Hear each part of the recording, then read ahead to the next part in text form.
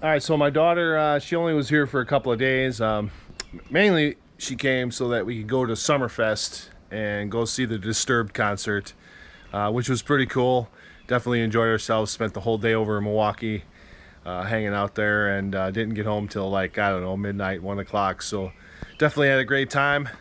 But before she left, she did help me put the refrigerator in the van. It's a little awkward in size, kind of kind of heavy, but just mostly awkward. I had moved it several times by myself, but seeing how she was here, she got it. She helped me get it in here in its final resting spot. So as you can see, and then I also did some trim work. I went ahead and picked up some trim and got it painted. I figured I'd paint it black, and that would go real nice with the other black accents I've got down here. So that will work pretty good. So now I think what I'm going to do is I'm going to move on to this bench top cover and the hatches that are going to go in there. Not quite sure how I'm going to work the hatches. I might put like 4 hatches, similar size hatches in. I think that'll probably be the best choice. And then we'll be able to paint that, and then that part will be finished. So let's see what we can do to lay this out. I'm Jack Mackey, and this is my van build. I'm taking this once empty cargo truck and I'm converting it into a tiny living space. Okay, I think I've settled on 4 hatches in this panel. They don't have to be anything special, but I wanted to maximize the space, so went with a 3-inch perimeter all the way around the outside and in between each hatch. And so then when I run my stiffeners, everything will be nice and solid when it gets put back together. I got it marked out for some thumb holes here. So I'm going to go ahead and set up my rip fence and slice down through each panel, top and bottom, and then set them up and cut each length, and then we'll come back with a jigsaw and cut these out.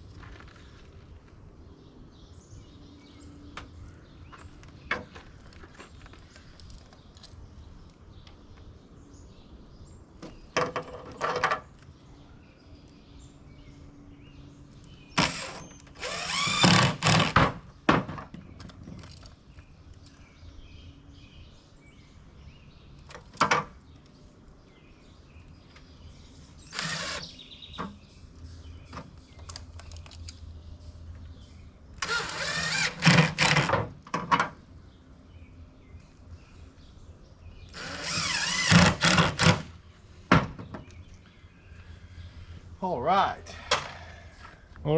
got a coat of paint.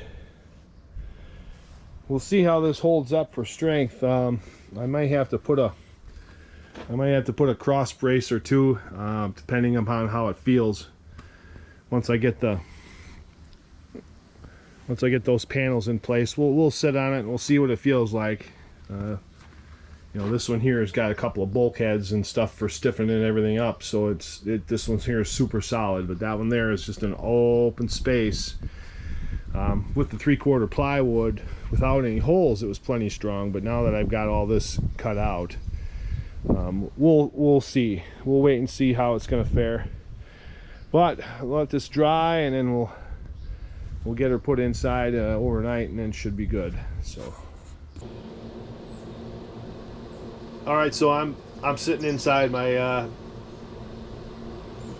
I don't know what to call this. I really don't. I want to call it a van, but it's not really a van. It's more like a cargo truck converted into something else. I guess you could call it a little motorhome, but it's pretty small to be called a motorhome. But nonetheless, I did get it registered as a motorhome yesterday. That was one of the requirements from the insurance company, actually. When I reached out to them last fall when I bought this truck and explained to them my plan, they're like, oh, okay, well, you know, we're going to have to, when you get done, we're going to have to, you know, register it as a motorhome. So then it'll be properly insured. Everything inside will be properly insured and stuff. So should be in pretty good shape. But yeah, I did that yesterday. That was no problem whatsoever.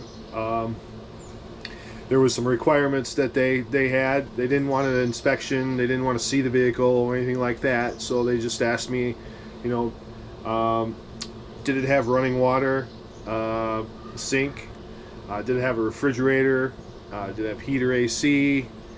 Did it have a bed? Did it have a toilet? Did it have a cooking, a way to cook, you know, a stove or whatever?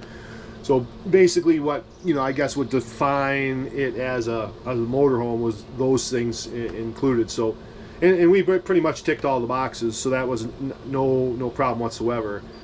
So just had to swap over registrations. I got a new set of plates and got those installed yesterday, or this morning really, rather. But otherwise, yeah, that's done. The insurance aspect should be covered. I got to submit the rest of my build receipts, and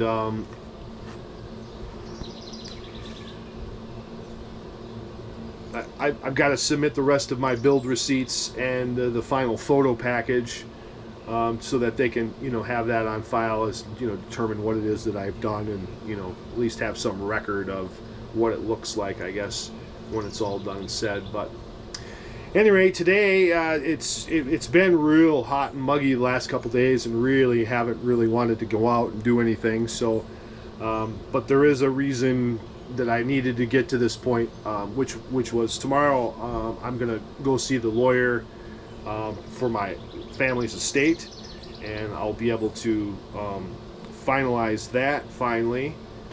Sign off on all of that stuff, issue the last checks to my siblings, and then the estate issue will be 99% complete.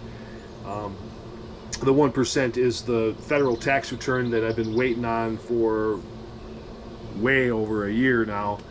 I haven't received that from the federal government. It's about, you know, it's $1,500. It really isn't that much in terms of a financial amount, which, you know, would be divvied out between my siblings and I, but otherwise, if it doesn't come, it doesn't come. There isn't anything I can do about it. There isn't anything the lawyer can do about it. If it does come, well, I'll just, you know, cash the check and disperse it to the siblings, as, you know, as I intended to do otherwise. But needless to say, that the estate will be, you know, that'll be done and over with. I can, you know, put that behind me. It's been a real, you know, mental burden to be able to take care of that and deal with all that and all the stress involved with all that. But it'll be good to have it behind me, so that I can focus on my future. So today, what I did was I came out.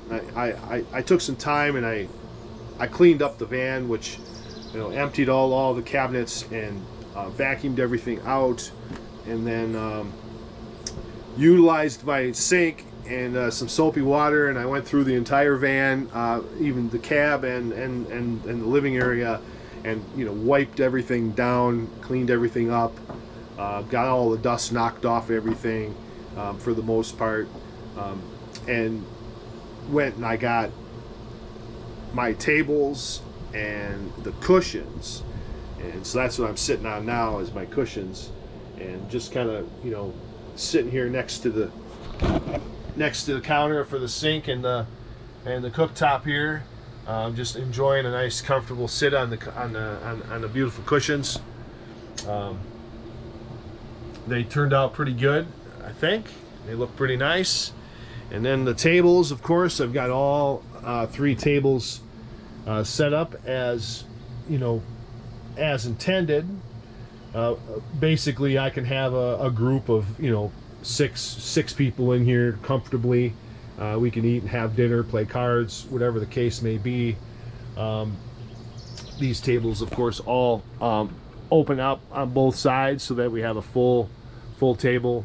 I did it this way so we can kind of scooch in and out easily without having to, you know, too much trauma. But otherwise, this is the up position. In the down position, which is something that I've got to continue to work on, I've got to cut down 3 of these legs into a shorter version so that they drop down and rest on the support that I put on the cabinets, and then that'll be bed mode, and then this whole entire area will become a bed, which will be super duper comfortable. But otherwise, that's the cushions. Pretty reasonable. Obviously, I won't need all 3 table sets out all the time. Obviously, it takes up quite a bit of space with the 3 tables. But what I can do is store, you know, 1, 2, or all 3 tables in the cabinet space down there, and then that opens this hole up for whatever you want to do. You know, if you don't need a table, but likely I'll probably have at least 1 table out all of the time. The other 2 will be, you know, regularly stored. And if I do have to sleep, all I got to do is pop these cushions over here on the other side, and that is half of a queen size bed. So that'll be, you know, more than adequate to be comfortable to sleep if I want to. But if I really get ornery and want more space, I can drop these tables down and go ahead and make a full queen size bed out of it. Well, actually, it'll be more than a queen size bed. And then swing this around, and I've got the galley. Now the cushions, what we'll have to do here is drop this cushion down to open up this extension, which really isn't a big deal, but that gives us a nice big galley to be able to cook and prepare and whatnot. So that works out pretty slick. And of course the shower and the toilet, composting head. I've got a handheld shower here that's mounted, and I got the controls over here. Watertight bulkhead. Composting head. We got a storage section over the cab. Quite large, extensive, nice and clean. The holding tank for the drinking water. And there we go. Okay, so I gotta cut these legs down. The manufacturer does not make custom length tube sections. I did buy some shorter ones that worked. I actually built the cabinets so that they would work, but unfortunately they were kind of based off of the mattress height that I was going to go with, and I ended up going with a thinner cushion than I suspected, so I ended up making my cabinets taller. So those shorter tubes are actually too short now, so they're unusable. But like I said, the manufacturer doesn't make custom sizes, so what we'll have to do is cut these longer ones down. Now, they do sell replacement caps And they did tell me that they recommend not trying to save them. But I figured I'd give it a go anyways, because, you know, why not? I can always order them if I, you know, screw these up. So what I did was I took a hole saw, the size of the pipe, and I cut a hole here through a piece of 1x. And what I did then was use my heat gun, carefully heating up the cap near the end of the pipe where I suspected the adhesive to be at, and to a point where I felt, well, it was probably hot enough. And then I went ahead and inserted the pipe into the opening, and then I slammed it down like that a few times until I got the cap to come off. So I did manage to get one cap off, so that's a good thing. So now we just got to do 2 more, figure out the length that I'm going to need, and then cut those down, and then I could reapply adhesive and reattach those caps.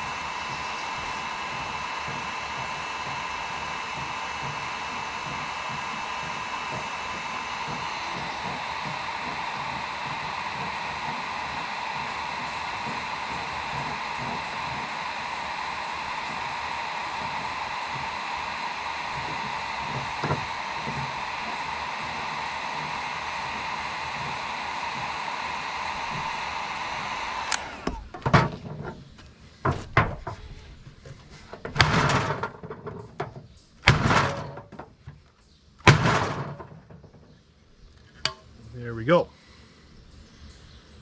All right, so after a careful measurement, I got that pipe cut off, and there we have what would be called bed mode, and there's a nice little coffee table. So we got two more pipes to cut, and we'll glue those caps back on, and that'll be done. All right, there you go. There we have it, bed mode. Very, very, very, very nice.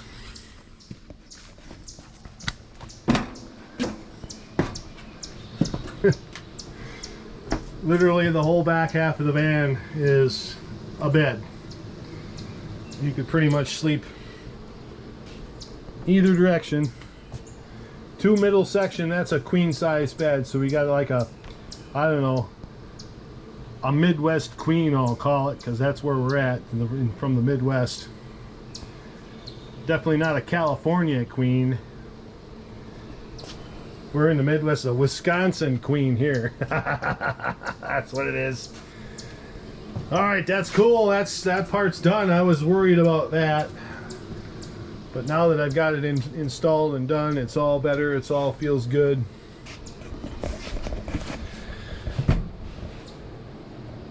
It's gonna be super comfy. Oh. Yep. Ought to get a good night's sleep on here.